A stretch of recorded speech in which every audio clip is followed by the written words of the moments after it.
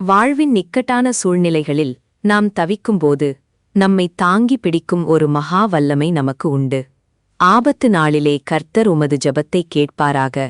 யாக்கோபின் தேவனுடைய நாமம் உமக்கு உயர்ந்த அடைக்கலமாவதாக என்று சங்கீதம் 20ஆம் அதிகாரம் 1 வசனத்தில் நாம் வாசிக்கிறோம். இந்த இறை வார்த்தை நமக்கு ஒரு மாபெரும் நம்பிக்கையை தருகிறது. நாம் சோதனைகளை சந்திக்கும்போது தேவன் நம்முடைய ஜெபங்களை ஒருபோதும் புறக்கணிப்பதில்லை. யாக்கோபின் தேவன் தமது வாக்குத்தத்தங்களில் என்றும் மாறாதவர், உண்மையுள்ளவர். அவருடைய திருநாமமே நமக்கு ஒரு பாதுகாப்பு அரணாகவும் உயர்ந்த அடைக்கலமாகவும் இருக்கிறது. நாம் கலங்க தேவையில்லை, அவர் நம் பக்கமாயிருக்கிறார். இப்போது நாம் ஜெபிப்போம்.